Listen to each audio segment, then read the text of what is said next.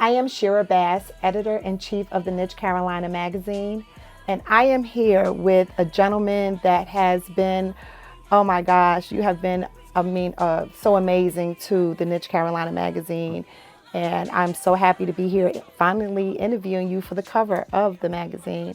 And tell my readers who you are and a little bit about yourself. I'm King Killumbia, also known as Devin Patrick. Been making music since 1998. Went to college up here and used to work up here at the Jam Room to do engineering and learn the business side. So I'm a musician, a producer, a manager, graphic designer for several celebrity acts and stuff. So I do dabble in a lot of the entertainment industry outside of just my own personal music. Okay. Now, what made you want to focus on becoming more of an artist? I know that you have done graphics for us. I know that you have done a lot in the studio with producing, but what made you want to focus your craft more on artistry? I think as a kid I wanted to be like an artist, like as far as like painting and drawing, and the lack of support for that from family, and then hearing rap music and the rebelliousness in it. I can't do this form of art. I want to do this form of art and stuff. So it kind of pushed me into artistry and music than actual art. But I think that kind of drives my graphic design, and that's like my childhood roots is drawing and doing stuff like that. So I just kind of took mainly like the art from like illustration, and because I wasn't really supported, I kind of just rebelled and kind of went through the rap world, if you want to call it that. Okay. Alrighty. Now, how would you describe your overall flow? I started out doing lyrical music, and as soon as I heard stuff like PD Pablo and Ja Rule, DMX, and I think from my childhood, taking my parents' Hammer cassette tape, I think the energetic music just really drove me coming up in the 90s, 80s and 90s, and just that real pop-driven, high-energy sound really kind of is where, when I left lyrical rap, this is where I want to go with music. I want to go in a more energetic commercial route. Okay. Alrighty. Now, as far as the music, what projects right now are you currently working on? I have a self-titled album that I was going to drop in 2018, but I put it on the back burner to push a couple younger artists under me, and I've gone through several generations of my label, and I've also wanted to, I'm not going to say gear into retirement, but I'm going to start pushing more singles than do album base. I'm going to push the younger artists while perfecting that, and then as I change genres, it's still going to be all hip-hop, but it's going to be more of that pop rap from now on. I'm leaving the crunk era, and I'm leaving the gangster rap era, and I want to do music for everybody. Okay. That makes you move. All right. And stuff. Mm-hmm.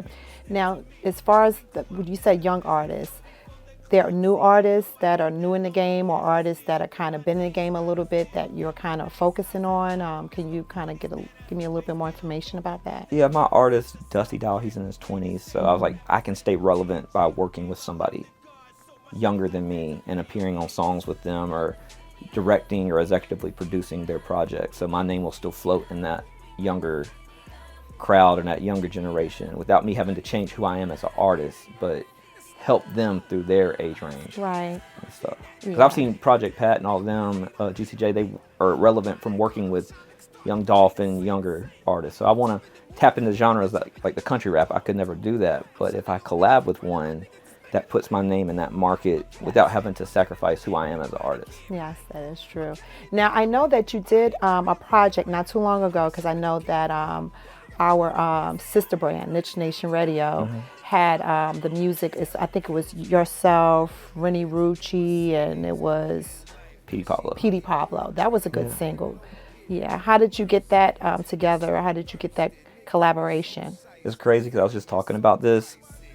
I've always been a PD Pablo fan, and I remember tearing out his poster out the XXL magazine and hanging it on the wall in my room because it was the first time I heard North Carolina, South Carolina in a record outside of like what we had here locally, because Rue was blowing up, but Rue wasn't there. But PD Pablo was like what we really had going on, and so I had been sitting there jogging, listening to that beat every day, and I'm like, I want a Freak Elite type song, but I think Cardi B came out with that song where they're twerking on the boat and they have like tiger stripes painted on their bodies and Yeah. stuff.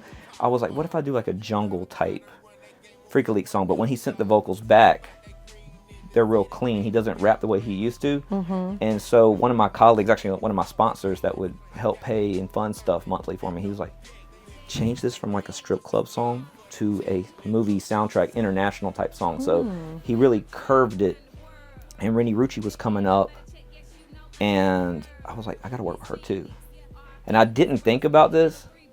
King Killumbia, Rennie Rucci, PD Pablo, KK, RR, PP, like all our initials are double letters and stuff like that. Right. So, but it kind of came through. It was gonna be like a strip club record, but it came out to be a movie soundtrack record because he changed. His verse was so different than what I had originally wrote. So I cleaned it up and I went a different direction. Okay. And stuff. So, but that's how it came about. Yeah. Just wanting to work with one of my idols. Now, you've been in the business for a while, and I know that a lot of artists that I have interviewed in the past kind of, always touch on the subject that living here in South Carolina, it's kind of hard to kind of get to the path you need to go.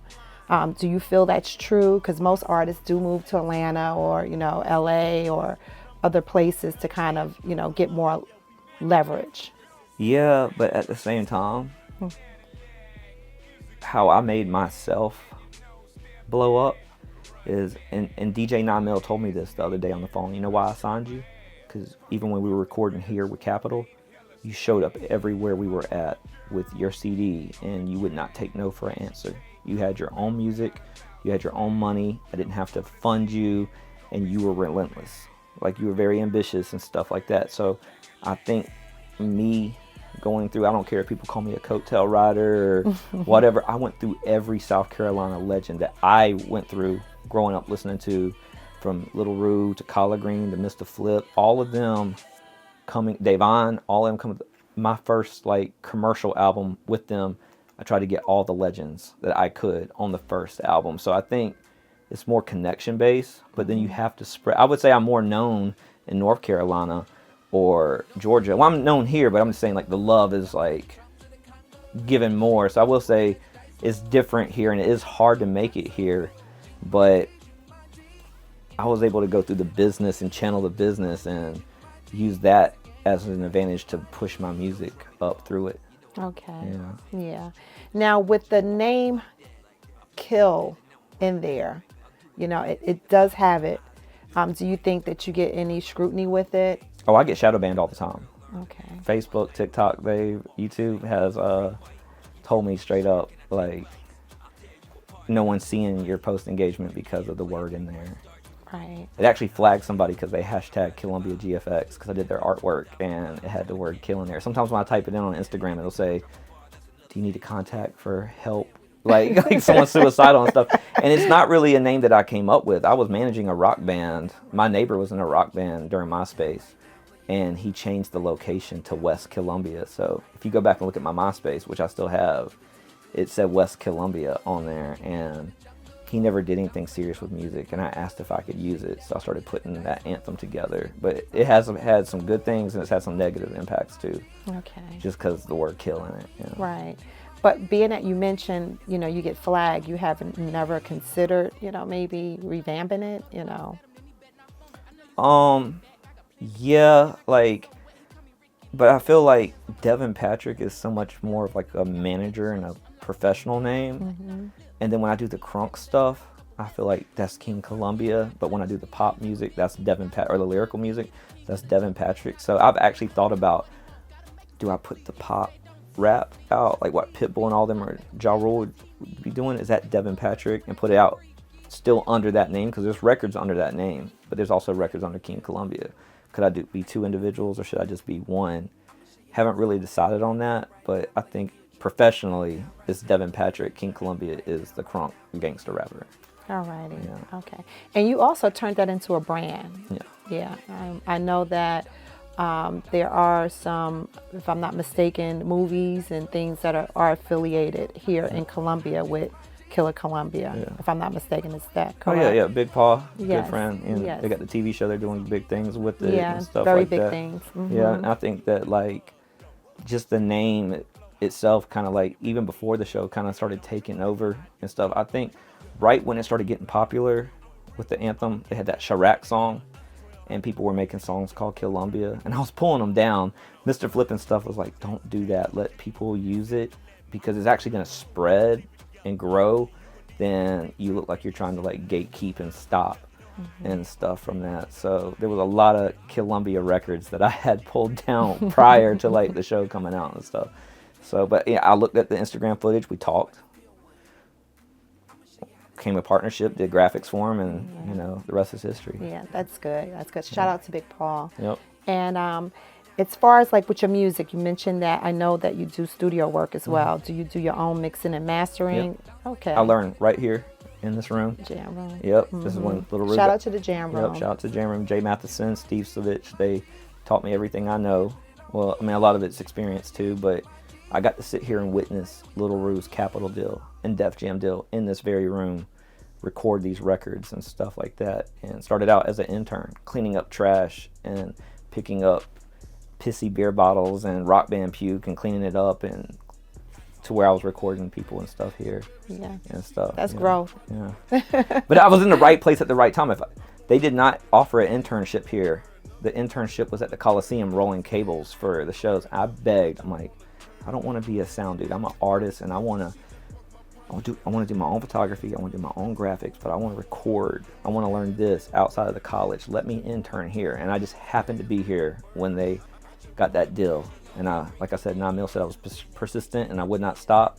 And I just happened to be here at the right time. So if it wasn't for them letting me get that intern job to work in here, I would have never been in line with what was going on with Capitol and Def Jam and Little Rue. Right. I got to watch that happen. Yeah. And not that's just that, Little Broad and everybody just kind of blow. We were like the death row of South Carolina, I think. Yeah. We had a collective. Shout out to Headhunters. Yeah. Yeah. Now, as far as moving forward, I know that you did a lot of work. Rest in peace, Gangsta Boo. Yep. How did that collaboration happen? I know you were very instrumental in her graphics and things. So I still run her social media. I'm the only person that has access to her social media. Okay. And first of all, I started working with Lil White from 3 6 Mafia, and then it went from him to LaChat and Project Pat. But me and LaChat got really, really close. That's my sister. I do a lot of her distribution and publishing, but we also have a lot of records together and stuff. And LaChat pushed Crunchy Black and Gangsta Boo on working with me and getting their publishing done, because even though they're all still kind of with 3 6, some of them have had independent records and stuff, and they've always had like a label or machine doing it for them. So I started doing the graphics, and I was smart. People say like, hey, coattail rider. No, I was able to take the business and the graphics and stuff and elevate and trade for services and climb up to where I'm low-key their PR or managing their social media or registering their music. But instead of having to pay for features, I'm exchanging it for that. But also it became more than business. Like, that was like my sister, and like, she's like, you don't ask for a lot, you don't do all this. So instead of just doing a song with her, I got to where I'm managing her social media and registering her music for her and stuff. And to this day, I still run her social media. Missy Elliott, Queen Latifah, when they've all said RIP, I was able to retweet that and preserve what she was doing. And now I'm trying to help her mother and LaChat get the last album she was working on. So I've been calling studios in LA trying to get the sessions for the Blueprint to try to help them at least get it to the public, so it's not lost somewhere in some studio hard drive. Okay. And I know recently I seen that you were doing some work for a gentleman by the name of Bizarre of D12. Yeah, Eminem's artist. Yes. We work together a lot. I actually did some graphics for him today. But we got a lot of records together too. So outside of Little Rue, I worked with like half of 3 6 Mafia, and then been working with Bizarre, Eminem's artist, and Dina Ray, his singer. So I work with both of them on records and their graphics, and I used to run Bizarre social media and some of his distribution as well. Okay. You seem like you have your hands in a lot of different bags. So what are you most comfortable with doing? I'm guessing being an artist and probably graphics. Or... Actually, I mean, the artistry, I have several records lined up ready to go. I'm more of, I release when I want to.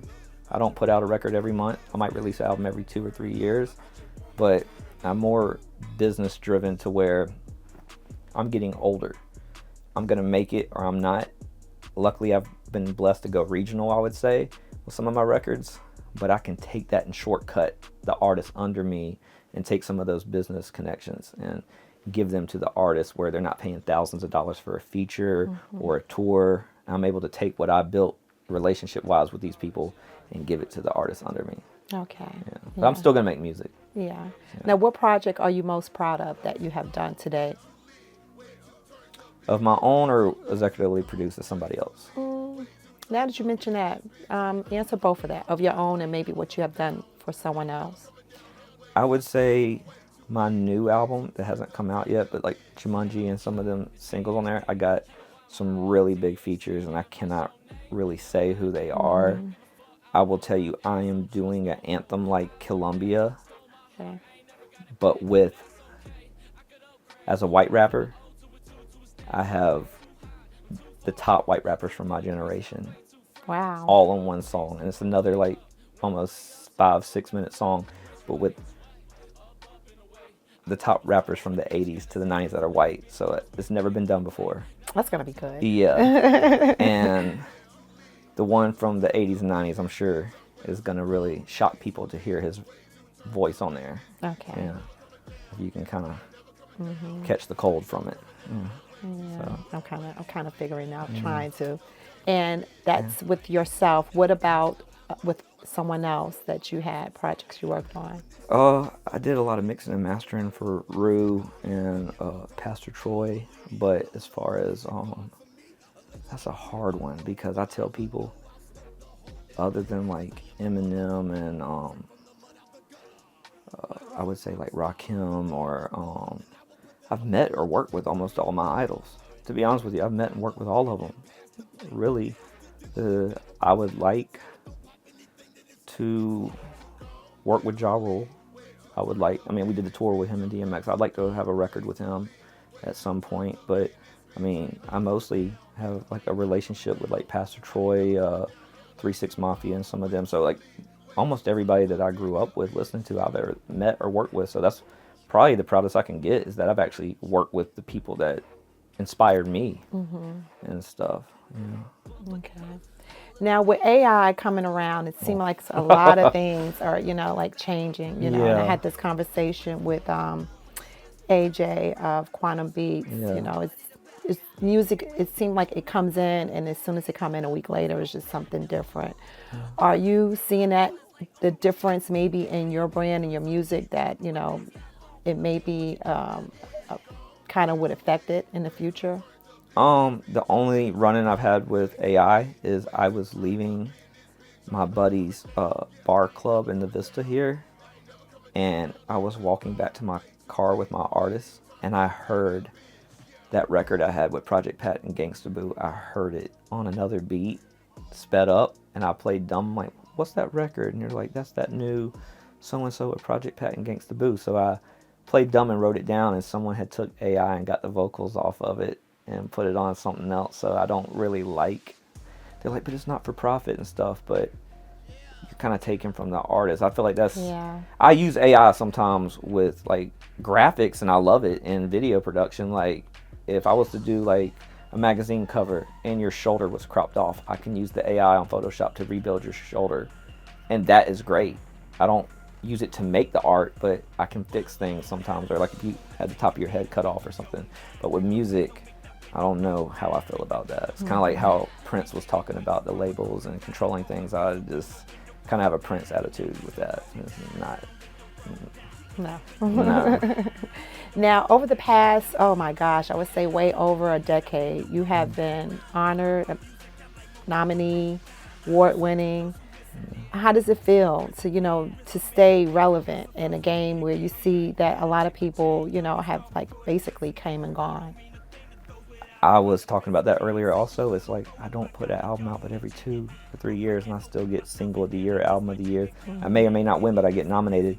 But it's like, I feel like classic music or timeless music will always be around, and I try to have anthem type songs. Like I'll take someone local or myself, and I'll put them on with another celebrity, or have 2 or 3 on a song. So kind of Dr. Dre, Little John, DJ Khaled, kind of mixing it together, but I'm also getting local legends with myself with other top industry artists. So it's kind of like I got a formula. I'll still do solo songs, but that's kind of my formula of how I keep relevancy, is just kind of either doing the records with multiple celebrities. Like there'll be local artists that might have a song with one big artist, but I'll have 2 or 3 on one song. So I use my own word, anthematic, and try to make records like that. Okay, I like that, anthematic. Yeah. Yeah, that's pretty cool. Yeah. Okay, what advice would you give someone that want to follow in your footsteps as far as, the artistry of King Killumbia or graphics is Devin Patrick? Yeah. I would say do what I did, either go to school or research. There's YouTube now. We didn't have that like that growing up. I was able to learn to do it myself and invest in that stuff. I remember getting picked on in school, come back from winter break. I got new Jordans, I got new fitted hats, I got this new Astro jersey. You wearing the same stuff. What'd you get? Oh, a $300 microphone and a $200 preamp. I was just always just wanting at a young age to invest in all this type of stuff than getting something that would only last me a year or so. So like I started like learning really early, and while everybody was going out and partying, I was at home working on music till like 3 in the morning on a Friday night or something like that, while everybody else was out drinking and stuff. I wanted to be good enough to not hire somebody to do it myself, unless it's something that was out of my realm. So I might take the photography, or I might record the record. Sometimes I will send it off to a more advanced engineer for mastering and blending, or sometimes I will send it to a different graphic designer to modify, but for the most part, I wanted to be good enough to do it myself. And I think learning the business, learning the rules to the business, learning not even just putting out records. There's so many big artists from here that don't even have their registration, their publishing, none of their royalties and any of that. And I'm like, I make more money off publishing than I do off streams and stuff. But I also own the masters of other artists too. And that's part of learning the business too, because a lot of people have talent and they want to do the fun part, make the music, but they don't want to do the business side and learn how to register it and invest in the craft. They'll post it. People don't want to see links anymore. They want to connect with you on social media and stuff. Like they want to see your day-to-day stuff. And I think a lot of artists just want to post the link and they don't want to learn anything else or do anything else. So I think that's what keeps me relevant, is I'm just dabbling in other stuff, and it keeps the income coming in from various, because you can't just make it off music. No, you can't. Streams don't pay you nothing. Yeah, you can't. Yeah. So what do you see yourself in 5 years? I'll probably, if I haven't quit, like I'm just getting older, I'm just keeping it real, probably dropping singles, maybe not doing albums anymore, but just investing in the younger artists and trying to keep myself relevant through that and stuff. So I got maybe 2 or 3 albums in the hole. I'll plan those accordingly, but I'm always gonna, this is what I went to college for, this is what I've done my whole life, it's what pays my bills. I don't see myself doing anything else. Yeah. Well, it was good chatting with you. Yeah. Is there anything else you may want to let my readers know that I haven't covered that you can think of? Well, yeah, if y'all need me, graphics, studio, if you need your stuff registered, any of that, y'all can contact me, King Killumbia, on everything, or Devin Patrick, or Killumbia Studio, Killumbia GFX for the graphics. I do everything, so you don't have to necessarily record or get the artwork from me. I'll help you register your record and make sure you get your royalties and everything like that. Okay. And I want to thank I Shoot Videos, Big Paul, and the Jam Room for this opportunity to interview you here in this award-winning studio. I thank you so much. Thank you. Okay, and God bless.